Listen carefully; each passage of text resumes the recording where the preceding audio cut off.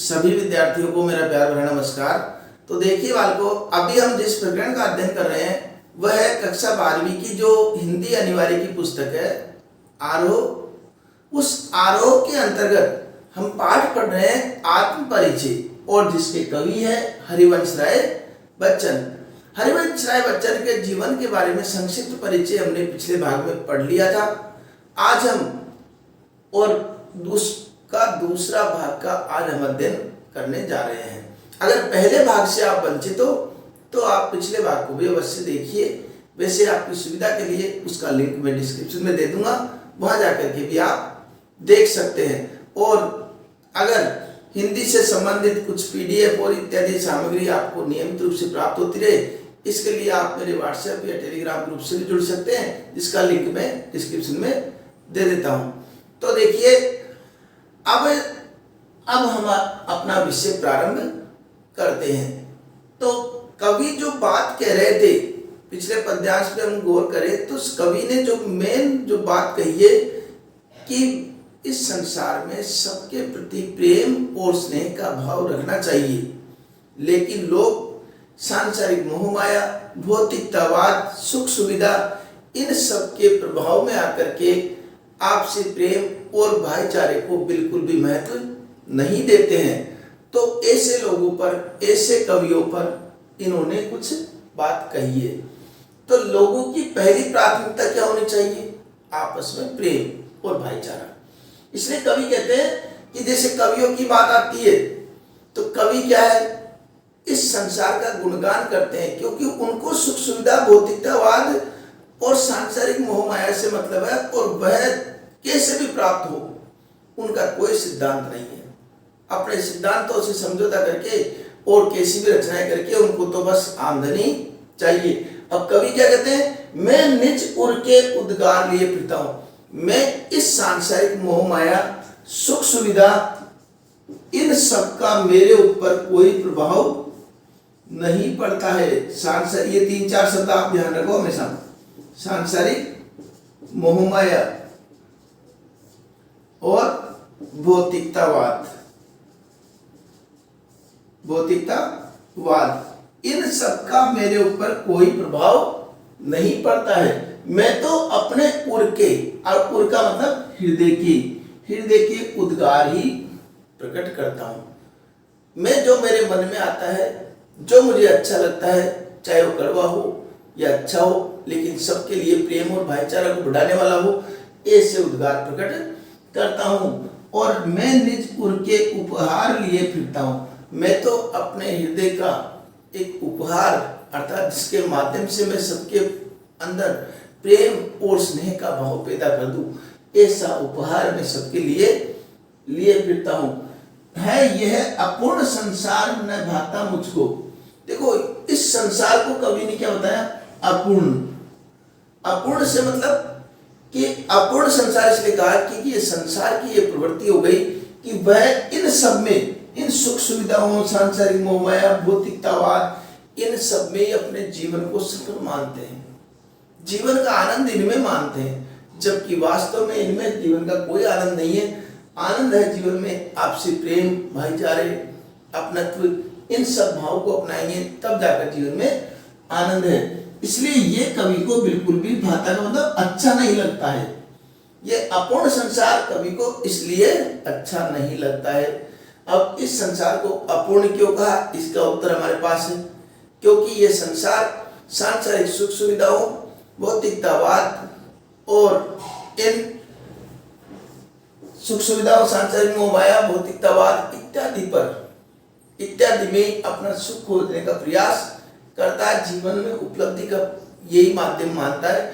इसलिए जबकि वास्तविक जीवन का आनंद आपसे प्रेम, स्नेह इत्यादि में रहता है, इसलिए कवि को संसार अच्छा नहीं लगता है। ठीक है, मैं स्वप्नों का संसार लिए फिरता हूं।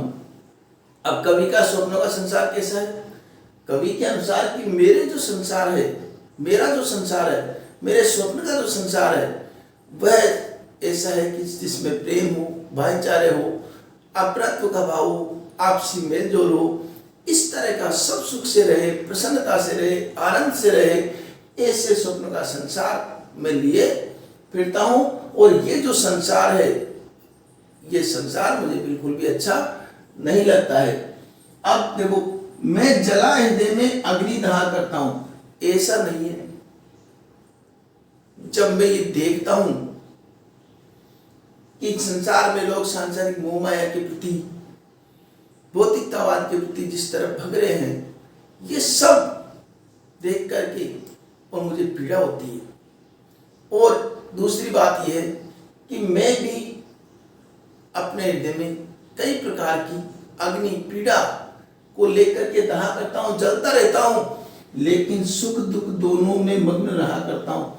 लेकिन सुख और दुख दोनों ही स्थिति में मैं अपने आप प्रसन्न रहता हूं, अर्थात समान भाव में रखता हूं। ऐसा नहीं है कि अत्यधिक दुख हो गया, दुख की कोई बात हो गई तो बिल्कुल टूट गए, जैसे संसार में कुछ नहीं है, और सुख की बात हो गई तो इतना अहंकार हो गया किसी को कुछ नहीं समझा।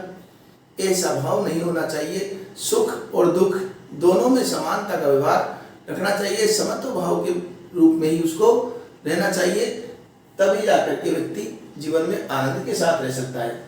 जग भव सागर तरने को नाव बनाए। देखिए, ये संसार, जग का मतलब संसार, इस संसार सागर को पार करने के लिए रूपक अलंकार है यहाँ पर, संसार सागर को पार करने के लिए नाव बनाए।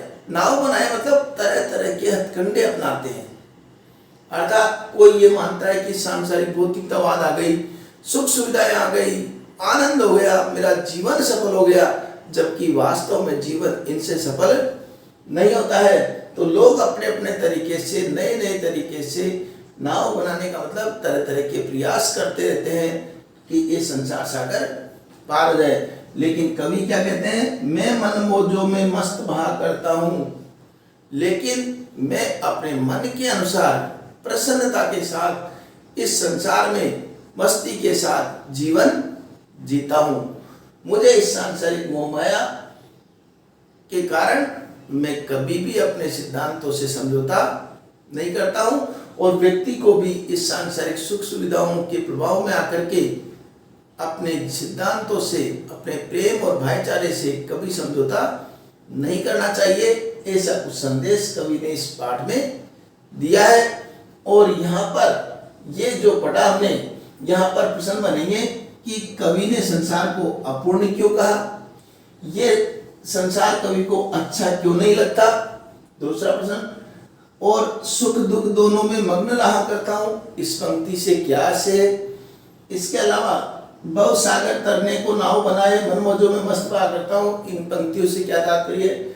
इस तरह के प्रश्न यहाँ पर बनते हैं। कवि के स्वप्नों का संसार कैसा है, ये भी एक प्रश्न हो सकता है। ये सारे प्रश्न जो भी बनेंगे वो डिस्क्रिप्शन में आपको मिल जाएंगे, वहां जाकर आप उनको हल करने का प्रयास किया करो।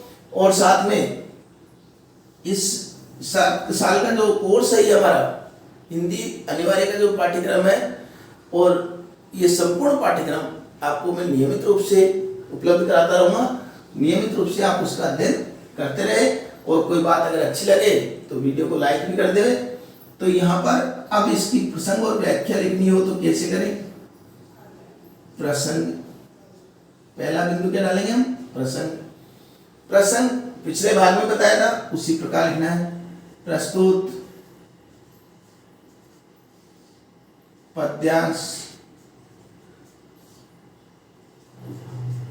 हमारी पाठ्य पुस्तक का नाम लिखते हुए आगे बढ़ेंगे। आरोह के अंतर्गत,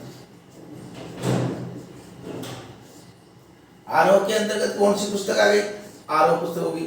कवि कौन है इसके, कवि है हरिवंश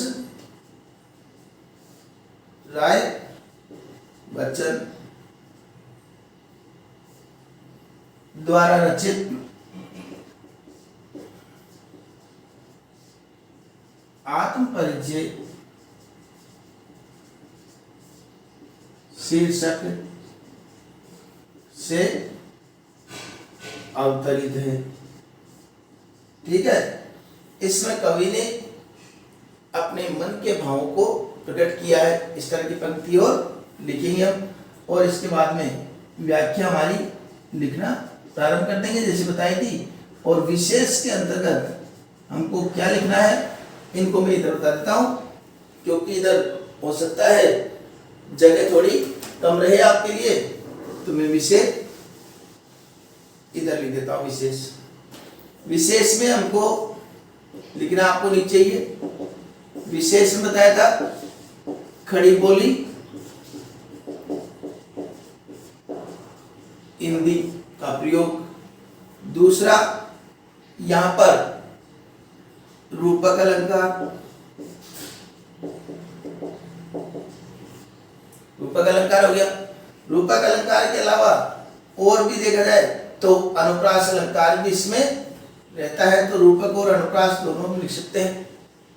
ठीक है। कुछ तत्सम तद्भव, अग्नि, अग्नि का तद्भव क्या होता है, आग, तो तत्सम शब्दावली का प्रयोग भी देखने को मिलता है। और सांसारिक मोहमाया या भौतिकतावाद, इनके प्रति जो लोगों का भाव है उस पर एक व्यंग किया है। ठीक है। इस तरीके से हमको इसकी प्रसंग व्याख्या और विशेष हमको लिख देना है। छायावादी एक चीज और लिख देंगे हम, छायावादी शैली, छायावादी शैली, और एक छंद मुक्त रचना है जिसको हम मुक्तक छंद भी बोल देते हैं। मुक्तक छंद से मतलब हो गया छंद मुक्त रचना, इसमें कोई छंद नहीं है। ठीक है। इस तरीके से हम कुछ विशेष भी हम लिख सकते हैं। आशा करता हूं आपके पद्यांश भली प्रकार समझ में आ गया होगा। अगले भाग में आपसे समय पर मुलाकात हो जाए, इसके लिए आप चैनल को सब्सक्राइब कर लीजिए। तो मिलते हैं अगले भाग में, तब तक के लिए धन्यवाद।